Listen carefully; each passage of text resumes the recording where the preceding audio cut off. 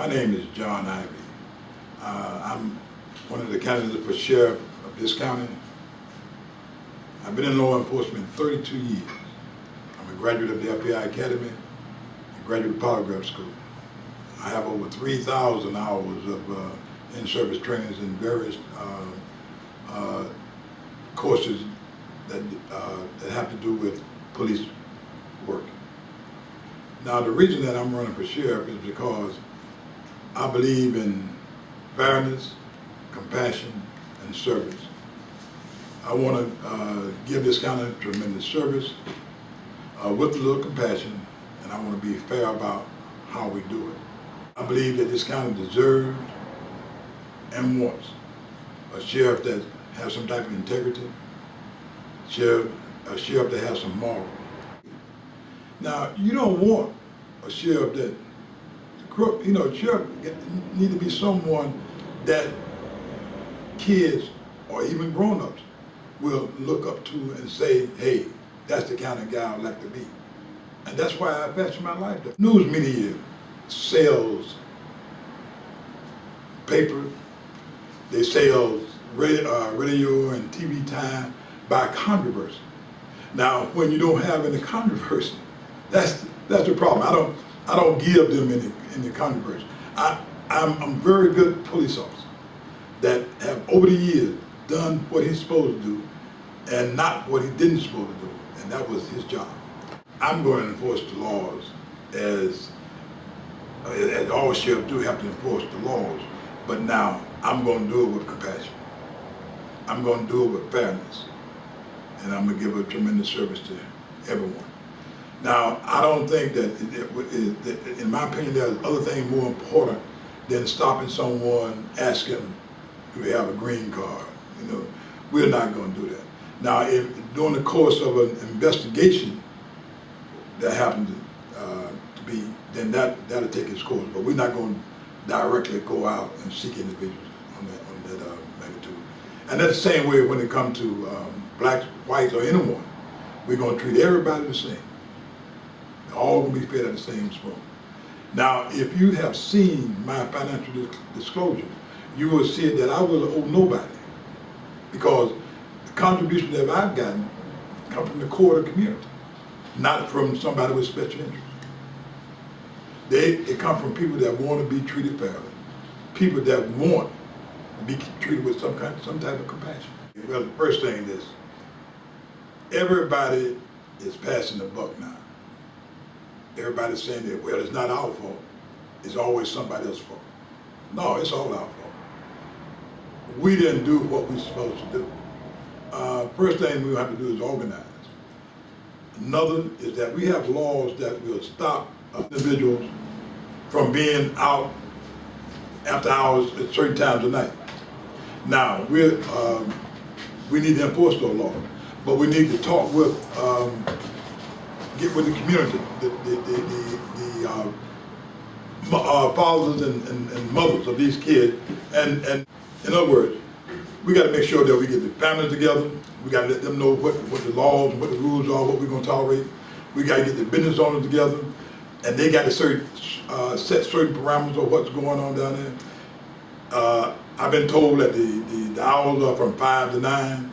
Well, if the hours are from 5 to 9, then we're going to adhere to that. 5 to 9, then they're going to be, first Friday going to be over, whereas the kids are allowed. Then the adults to come downtown. But we must get all the groups together, the business owners, the families, and police, so we all work on one accord. I believe if they want to go that route, they want to go that route because they're fearful of crime or whatever. But now I'm for open.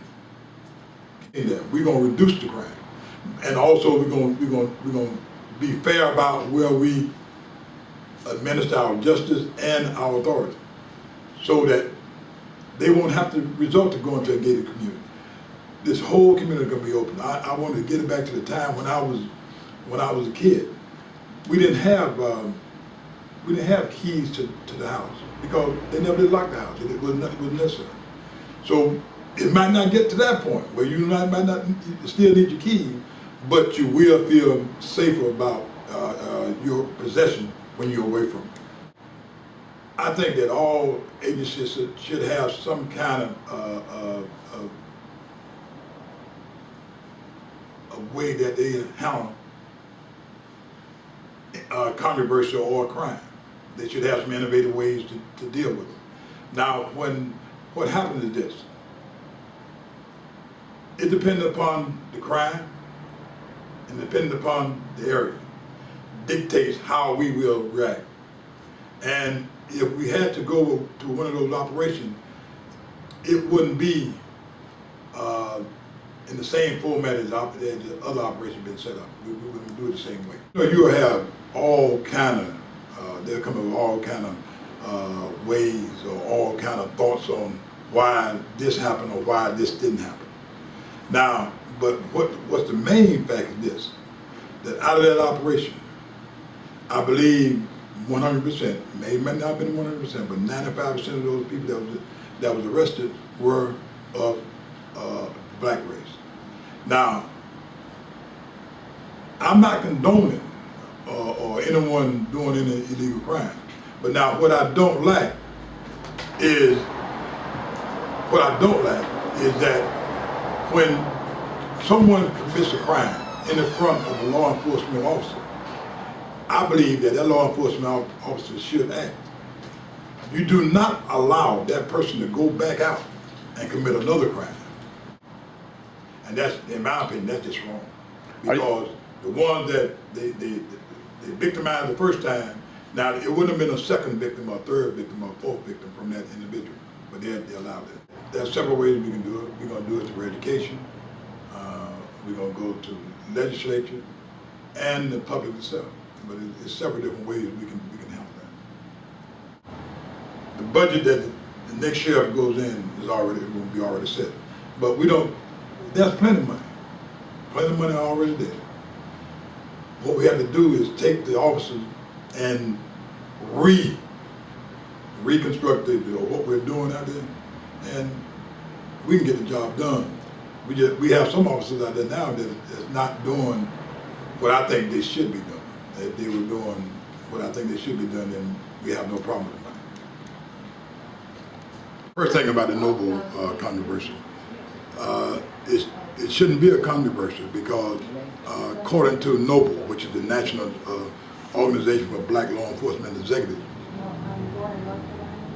those individuals that purportedly say they were members weren't members of Noble, and according to Noble, they've never been members. And the region they say they represent, according to Noble, does not exist. Now, why did these individuals do this? Who knows? It can be monetary, or it can be some promises. We don't know.